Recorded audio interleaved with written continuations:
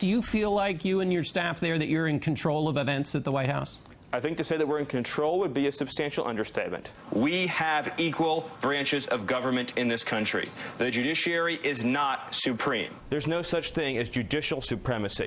What the judges did, both at the ninth and at the district level, was to take power for themselves that belonged squarely in the hands of the President of the United States. Stephen, the three judges say you're flat wrong. No, the three judges made a broad, overreaching statement. This is an ideological disagreement between those who believe we should have borders and should have controls, and those who believe there should be no borders and no controls. This is a judicial usurpation of power.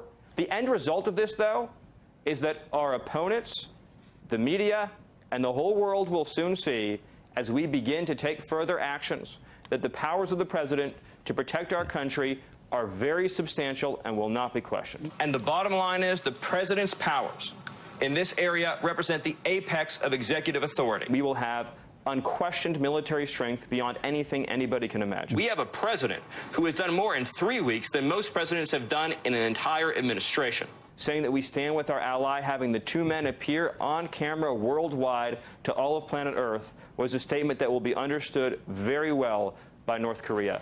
I'm not going to make a comment on that. I don't have any information on it. I do want to say that Sean Spicer, as always, is 100% correct, and that what he said is true and important, and I agree with it. So then you are making a comment on it? I'm not going to make any new comment. It is a fact, and you will not deny it, that there are massive numbers of non-citizens in this country who are registered to vote. That is a scandal. We should stop the presses. That's the story we should be talking about, and I'm prepared to go on any show, anywhere, anytime, and repeat it and say the President of the United States is correct 100%. That's a White House advisor, right? Oh, my God. It's not even funny. Can't even... Oh, my God. It was so much worse. It's much than I ever worse. thought. It's much worse. Wow. 100% correct. 100% correct. It is a fact, and you will not deny it, a fact that was actually a lie. Right. And then again, he learned this, I guess, in autocracy for young politicals. Okay, you told me not hold to on a say second. it. Hold on. When he said what did he say about the power? Powers of the president are very substantial, and they shall not be questioned. They will not be questioned. They will not. This guy. Be questioned. That is no. They Oh, are. my God. They are questioned, my young little lad. Miller. They will be questioned by the court. It's called judicial review. Alexander Hamilton and James Madison wrote about it in the Federalist Papers. It was enshrined in Madison's Constitution.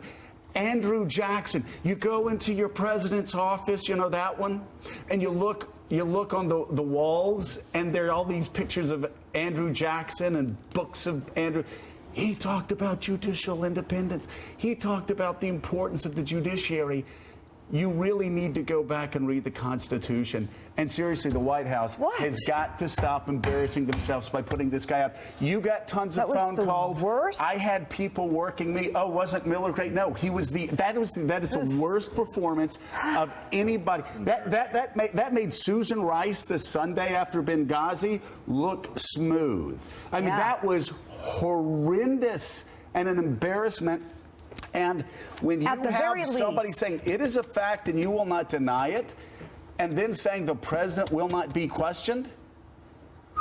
Wow. Actually, well, aren't we king? If you actually read it, just to be clear about it, because it's in some ways worse, because what he says is the end result, this is the quote, the end result of this, meaning the challenge to the immigration order, though, is that our opponents, the media, and the whole world will soon see, as we begin to take further actions, that the powers of the president to protect our country are very substantial and will not be questioned, which is an assertion beyond the president not being questioned. I told you it was of nearly unlimited executive branch authority to do whatever it wants. Well, that is the talk of a dictator, not somebody who is president of the United States. And I would hope the president of the United States would put him in his give him the calls you got. It seems they're taking him seriously. Fill up his lunchbox. put him in the corner, put him at his desk, and have him read the United States Constitution, have him read the Federalist Papers, have him read the words of our founding fathers, have him read the words of Andrew Jackson when it comes Joe, they don't want him to. They like him. Yet he's being He has rewarded them for this. entire No, he can't be rewarded inner for cadre this. from the top down wrapped around his finger. They love him. Tell the truth. Let me they just, love this guy. Let me just say this. You know, again, I will say it. We told everybody when it was coming that Donald Trump is going to win the Republican nomination. We said it early. Let me tell you something. This sort of talking, this sort of thinking, I'm just telling you right now. Oh, let me look at the date here. I'm just telling you right now, Monday, February 13th, 2017. If that sort of thinking were enacted into policy, we would have impeachment proceedings within the next 6 months. Donald Trump would be impeached if they did not adhere to and by the way, if they didn't adhere to what the courts were saying. And by the way, the most bizarre thing about this is, and maybe he's just stupid, maybe he's just dumb, maybe he's ignorant, and maybe I shouldn't be so tough on him. Any fool in their first day of law school knows. And I knew the second I heard the Ninth Circuit Ninth Circuit, they're gonna overturn this, or they'll put a stay on it, and then it'll get to the Supreme Court, and they'll turn it around. They've got the Supreme Court. They're going to get their 5th vote. They're going to fill up hundreds of judicial vacancies over the next couple of years. So he is picking a fight and sounding like an autocrat. And they love that. When he doesn't have to. They are creating. Right, they are creating something, so he can go out and say that. What are they testing? Are they testing us to see if we're going to sit back like sheep and say nothing? Let's split this really quickly, David Ignatius.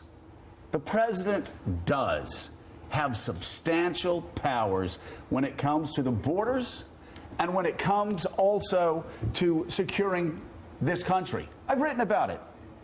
I wrote that the Ninth Circuit decision was wrong. I believe it was wrongly decided. That said, we have these debates. But when they say, David, that the president has substantial power and it will not be questioned, it will not be questioned. Please, tell me, what goes through your mind when you hear that? It sounds like another country, not the United States. The way in which judges have been singled out, one of the things that Stephen Miller said was talking about the unelected judges thinking they can run things. Donald Trump's own comment about the so-called judge, referring to a judge in Washington who made the initial district court ruling. These are deeply offensive to our system, and I should note they're deeply offensive to judges. Judges do not like being singled out in this way and having their authority challenged. The issue here is judicial review. It is central to our system of government. You were absolutely right in that Stephen Miller doesn't seem to get that, but we're a long way, I think, from courts and their role being overturned. Trump has said, maybe I'll have to go back and draft a new order for the district court, go back to the district court because I've lost in the appellate court. He's seeing I think, the reality of his choices. But what Stephen Miller said should worry everyone because it's a challenge to the way our government works. And it absolutely should worry everyone because from the top down, they loved his performance. They praised it. They thought it was good. What is so unbelievable is, Harold, is the president had a good weekend with the Japanese prime minister, a good call with China, and a good thing happening today with Justin Trudeau, and Ivanka and the women's economic platform pushing. That's good. Finally, women's economic platform. That's very great. good. But all they had to do this morning was quietly issue a new executive order, right? And would have put this behind. Why did they put him out? Why did they push him? Why did they have him say undemocratic things? Why did they have him say things that would do violence to the United States Constitution when they didn't have to? Why do they keep doing things like this? At first, you want to say, oh, this is and then you start going, wait a second. Are they seeing how far they can push? Every Republican in Washington, D.C., if you do not speak out about that, then you were doing yourself a disservice. Never call yourself a constitutionalist again. Never call yourself a constitutionalist again. Just call yourself just call yourself an obsequious, pathetic little lemming.